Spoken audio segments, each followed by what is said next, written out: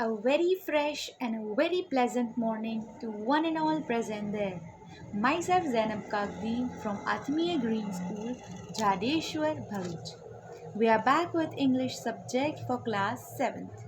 And today, as it is our first lecture after the Diwali vacation, I wish you a very happy new year and I hope that you will begin this year with lots of positive energy, and I hope you will take oath to speak only in English from this time. So now, as before Diwali vacation, we had completed half worksheet of worksheet 4 from your workbook class 7th. So from now we will continue that lesson. Before that, we will have a quick review of what we had learned in that in the first half of this worksheet. The first topic we studied in this worksheet is finite and non-finite verbs.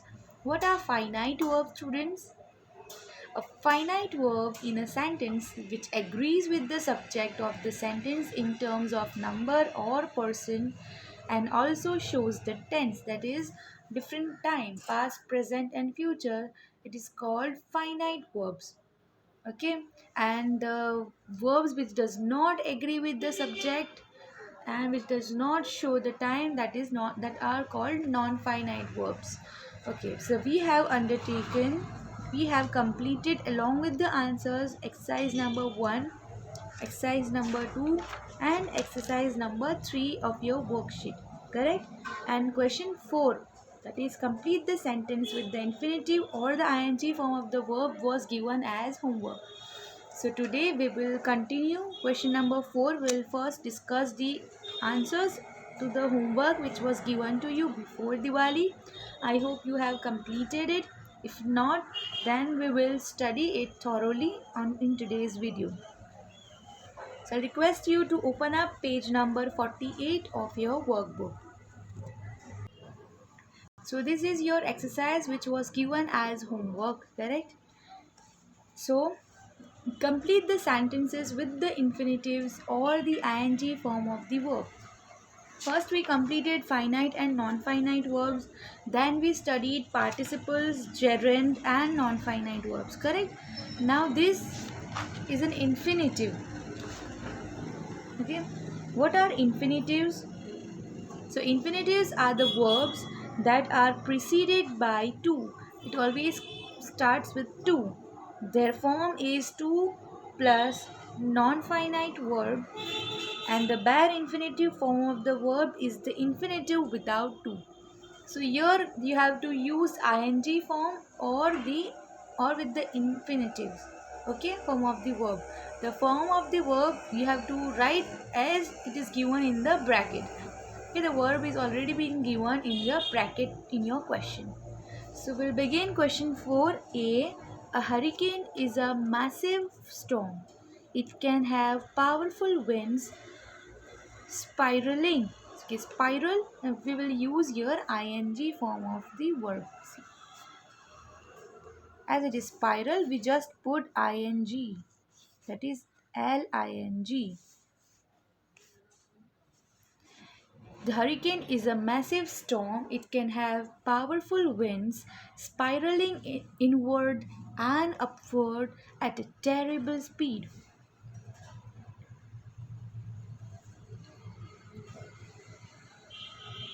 Each hurricane lasts for more than a week. Moving at 10 to 12 miles per hour over the open seas. So again here we in the move we removed e and we put ing. Okay, so this is an ing form of the verb. Question B. A volcano is an opening on the Earth's surface which allows hot magma, volcanic ash, and gases escaping from below the surface. A fierce explosion can cause the peak of the volcano to blow. Okay, to blow off. So here we used an infinitive, that is to.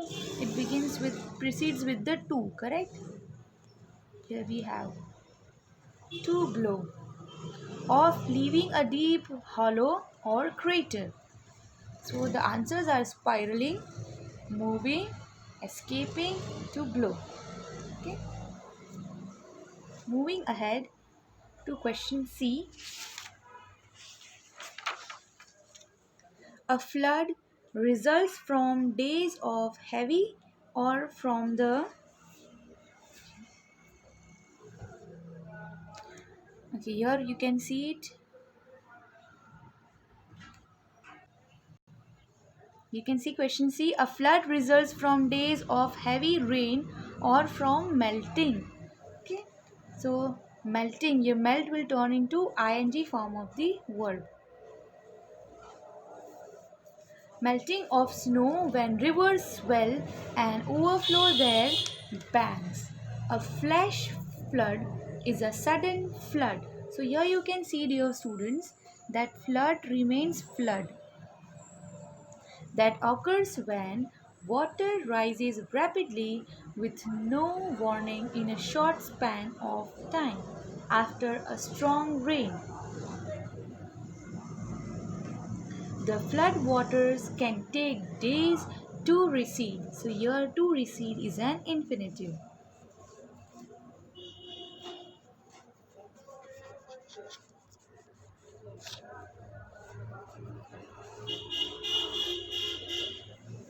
Okay.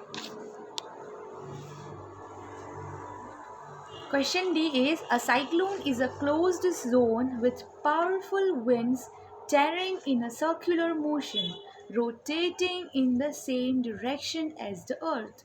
As you can see, dear students, the spelling of rotating here, again E is being removed and we put here ing form of the verb. In the same direction as the earth. In other words, it is a storm accompanied by a very high speed, whistling and the howling of winds. It brings heavy rains and can be very destructive. So dear students, you here in this exercise, what you need to do is just you need to understand that which form of the verb will be used in the sentence. Here two options are being given to you, ing form of the verb, or you have to use it as an infinitive. In infinitive, you just need to write before the verb to. So this was your exercise. I hope you have written correct answers in these exercise. If you have not done the homework, kindly do the work at home given to you for better understanding, and kindly correct the answers, and if not done the homework, then write the answers in your workbook. This is your question 5. Read the following sentences and state whether the ing words are participles or gerunds. Okay, before we begin with this exercise, I'll just give you the definition of what are participles and what are gerunds. Participle are verbs with an ing, ed or en. Okay. So your participles ends with ing, ed or en. Okay, these three are the verbs and it functions as an adjective. This is participle. And what about gerund? Gerunds are verbs with an ing ending and functions as a noun. So here you can see in gerund it ends with ing. Okay, ends always with ing. It functions as a nouns. Now with this, let us begin. Hearing a loud noise, we ran to the street outside. Here, hearing a loud noise. Here, ing is being used. Hearing. Hearing is a verb, correct? Hearing a loud noise. Here, you need to understand that whether it is participle or gerund, whether this verb acts as a noun or adjective. Here, it acts as a noun. No, it acts as an adjective. That is why it is a participle. P stands for participles and G stands for gerund.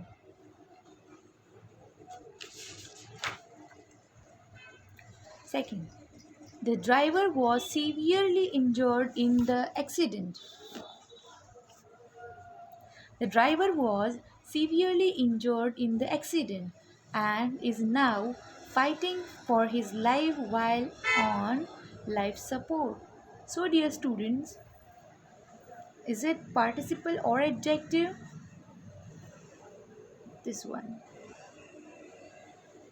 The driver was severely injured in the accident and is now fighting for his life.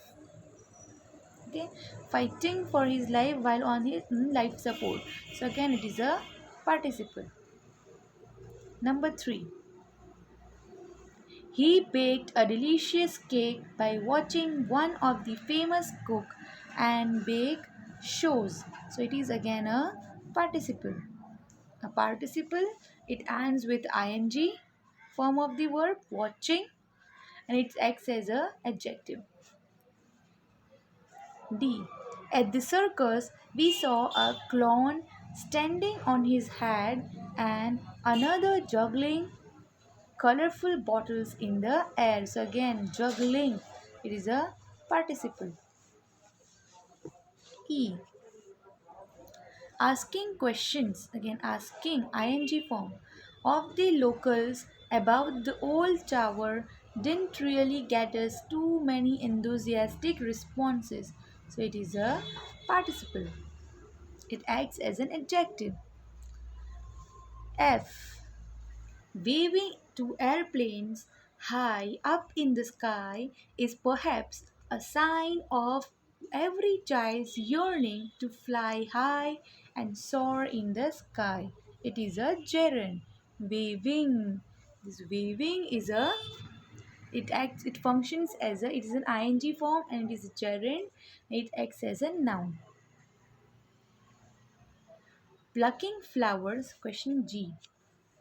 Plucking flowers and walking on the freshly mown grass with shoes on are forbidden, said the board outside the park. It is a participle.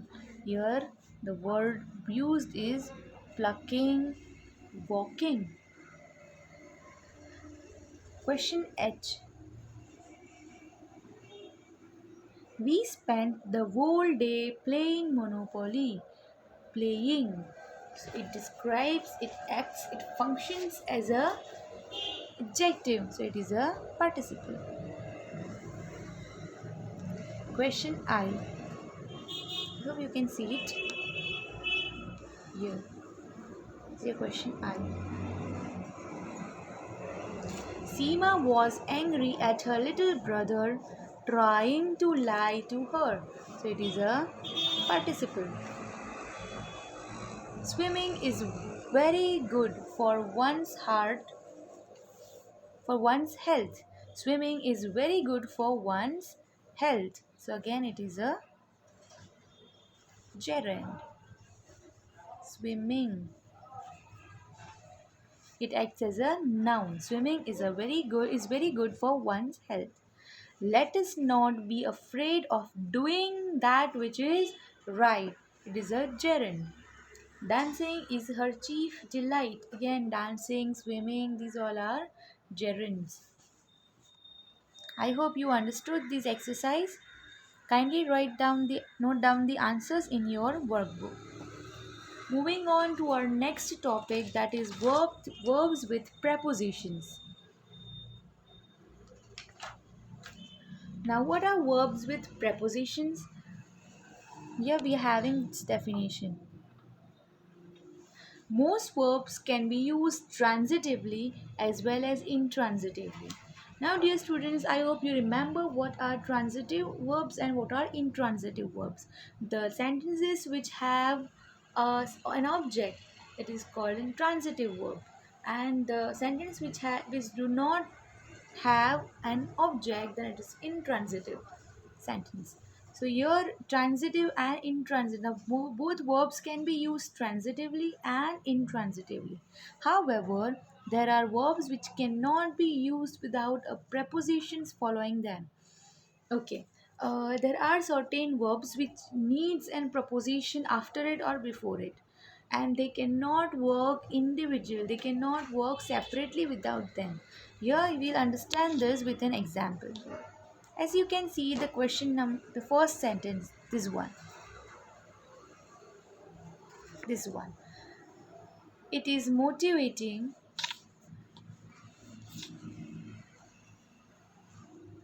It is motivating when students in the same class compete one another. Your compete is a verb, correct? Okay, but it finds incomplete. Why? Because it is motivating when students in the same class compete one another or compete with one another. That is your next sentence. You can see it. This sentence is incorrect because here the verb compete must be followed by the preposition with. The correct sentence would be, it is motivating when students in the same classroom compete with one another. Okay, they compete with one another. So here the verb compete requires a preposition with. Compete plus with. So when the verb does not work without the preposition, then they are such verbs are called verbs with preposition. Okay, here we are having one exercise in your workbook. This is your exercise. Given below in the box are verbs with prepositions. So here in this box, as you can see, these are verbs with prepositions. You have to select a correct verb with preposition in the given blanks to you. Okay, we will study it one by one. I hope you can see the question on the screen. Question A is, I don't like it when people dash on my work instead of minding their own business. So here comment on will be the answer. Okay. B. It's always difficult for us to agree with his decision because he does not keep our ideas in mind. So here with verbs with preposition we will use agree with, and here comment on. Third, that new shining car you see over there belongs to the boss. Have you heard Abraham was? Here you can see the past tense. That is why was is being used. So we will always use ed form of the verb. So there is only one. It was easy for everyone to identify this question. Have you heard Abraham was involved in a very serious accident late night? There are often different solutions to the same problem because people differ from one another in many ways. So, here, dear students, you can see there are different verbs: comment, agree, belong, involve, differ. These all are verbs, but these verbs do not work individually and they need one preposition along with them: on, with, to, in, from. So this is called verbs with preposition. We still have few more questions. Question F says, you spoke rudely to your sister. You must apologize for your behavior now. When our English teacher gives us homework, he always insists on our bringing it in the next class. So your insist on is a verb with preposition. Question H, you have acted irresponsibly so many times that now it has become very difficult for me to rely on you. So, rely on is the answer. Rely on, insist on, apologize for. Question I, the management of the hospital will object to the building of a shopping mall right across the road because the patients a, need to be in a quiet environment. So your object to, this object is a verb and to part2 is a preposition. Right? Question J. It took him nearly 6 months to recover from the terrible lung infection he had contracted while vacationing abroad. Okay, it took him nearly 6 months to recover from the terrible lung infection he had contracted while vacationing abroad.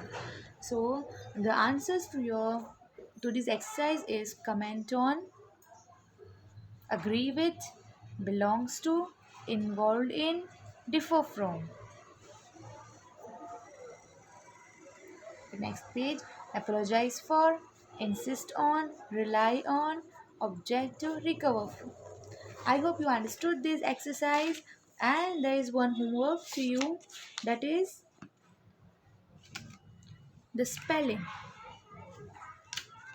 We will begin with the spelling and will continue with the spelling and punctuation as well as communication skills and writing skill in our next class. So till that, what you can do is the next exercise, that is spelling, is a very easy one. You can do it on your own. If not, then we'll discuss in our next class. So till that, complete your workbook, learn it thoroughly, understand the concept. Still, if you have any doubt, you can talk to me.